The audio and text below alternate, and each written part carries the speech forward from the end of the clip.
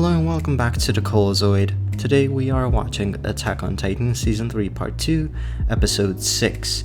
Last we left off, everyone died. Armin died, Bertolt and Reiner are captured. Levi is in a very dangerous situation. I think he's gonna end up using the Titan juice to survive that attack. I'm still holding up hope for Erwin being alive. Hanji is back and her squad is most likely alive as well.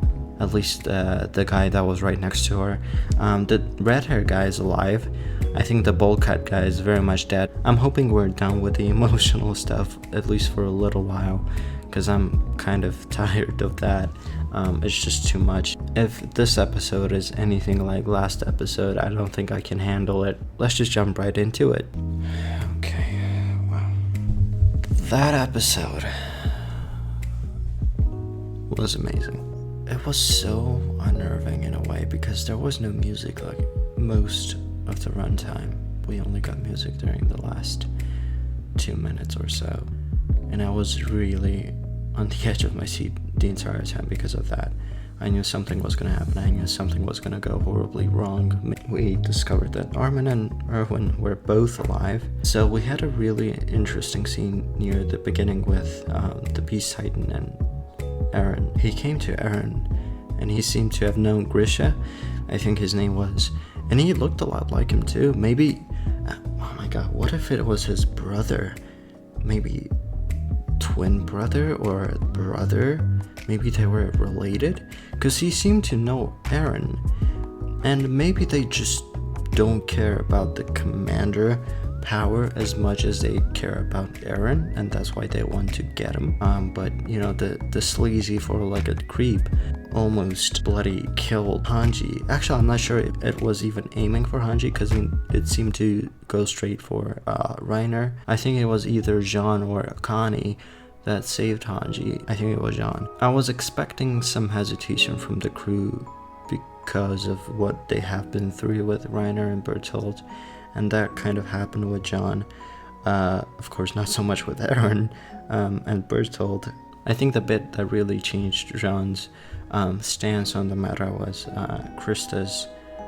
The letter that was meant to be for Krista, Reiner was holding on to it even when he exploded out of the Titan. And I said Annie, but I got the names mixed up. I meant Krista. So I think Reiner might end up actually surviving this whole ordeal and actually get to see Krista again. And I kind of hope so because Reiner, you know, Bertolt was kind of a brainwashed mess, but Reiner really has that two-sided personality thing going on. And you know, he's not very much to blame, even though he is a horrible person, at least one part of him is. But you know, he's also gone through a lot. He witnessed his friend being eaten when he was, you know, younger. That was, I think, the tipping off point. But yeah, he is saved. He got saved by the four-legged creep and the Beast Titan. He didn't really go for Eren, even though he was right in front of him. Because you know, he didn't really care about Bertolt. It looks like he knew Bertolt was going to die either way, but I'm surprised he still didn't make a move. If he was willing to sacrifice Bertolt, might as well just make a move. Bertolt may end up being killed, but you know, you'll still get Eren. I'm not sure why he didn't go for it, but maybe that was because he was injured and he didn't really trust the Titan that he was sitting on. But you know, Hanji got saved by the guy that was next to her, and she got injured in the process as well. That was a really, really good, you know, scene with her glasses shattering right as the explosion reaches the guy. You know, that whole scene on the roof was amazing. It was astounding. It was so well done. You know, everyone had pent up, you know, aggression, pent up frustration, but they didn't really have the strength to really fight.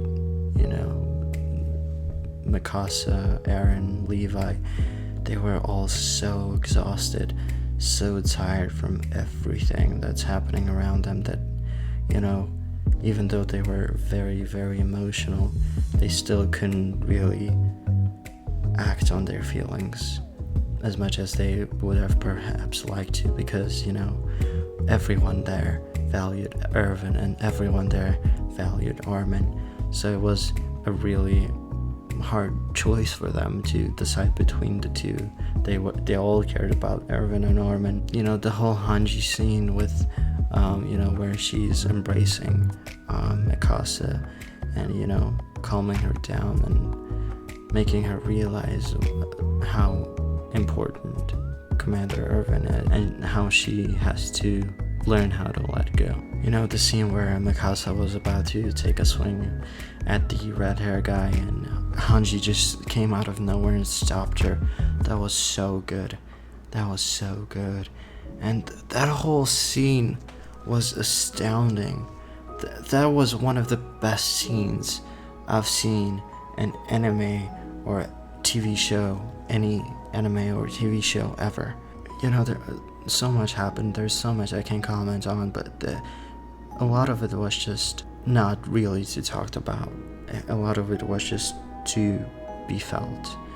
You know, like Aaron's speech about the sea, and, you know, he's in this very hopeless and emotional and exhausted state where, you know, half his teeth are gone from Levi's punch, and he's just, you know, his body is just physically incapable of trying to stop Levi. He's still forcing himself to convince Levi. And, you know, as soon as Levi told everyone to leave, I knew that Levi was going to inject Armin instead of Irvin. And, you know, Irvin has been and will always be my favorite Attack on Titan character, and nothing will ever change that. As much as I love Levi, as much as I love, you know, Hanji, nothing will change how much I love Irvin. And it's a real shame seeing him go, because I really held out hope of him being possibly saved. You know, now that the red hair guy saved him and brought him in, and we saw him, I really thought there was still some hope. But, you know, when it was Irvin against Armin, I knew that Armin was the most likely to be saved. And, you know, Irvin, it was essentially seeing Irvin die twice, which was incredibly difficult. And, you know, the whole, oh my god, that was so well done. As Levi was walking up to them, he was remembering all the things that the people he was closest to said to him, you know, including Irvin and Kenny. You know, Kenny's whole thing about how everyone's drunk on something and everyone's a slave to something, and Irvin's whole speech about how he wants to see the truth, how he wants to know what the truth is. And, you know, the bit where Irvin raised his hand, that really caught me off guard and kind of scared me, but it's a real shame seeing him go.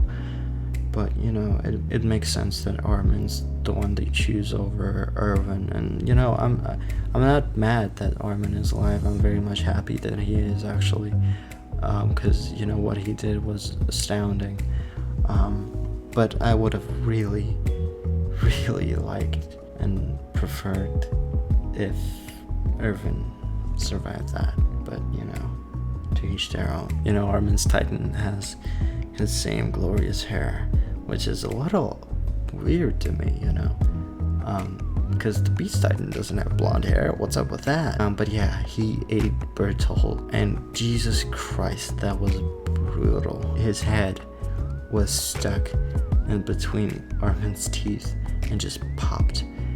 Oh my god, that was not cool. Okay, now that Armin's alive and Bertolt, you know, didn't actually kill him completely, technically, you know, that was a little difficult to watch, because I kind of liked Bertolt too. Seeing over the corner of his eye, the group just staring at him, and watching Armin just eat him up, and how he just screamed out to Reiner and Annie, you know, right before his last breath.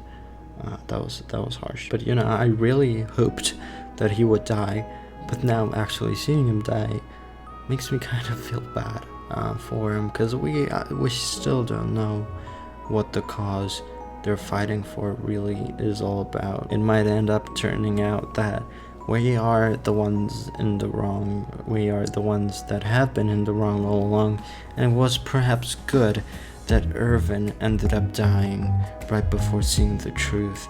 Who knows?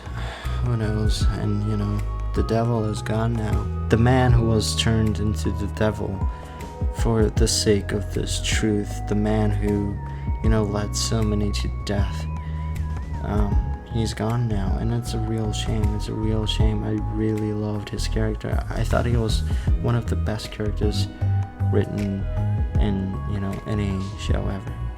It's a real shame that we're not gonna see any more of Irvin. That whole bit where the two parties were, explaining why this person should be saved over another was really heartbreaking, honestly.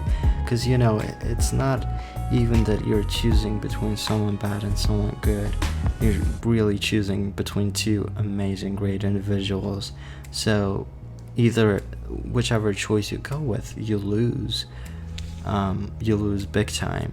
So seeing them try to justify who should be saved and doing so in such a desperate manner was really, really, really heartbreaking and really well written, really well done. That was a really good episode, easily one of the best of Attack on Titan ever. But yeah, that's it for me for now. Thank you guys so much for watching, and I'll see you in the next one.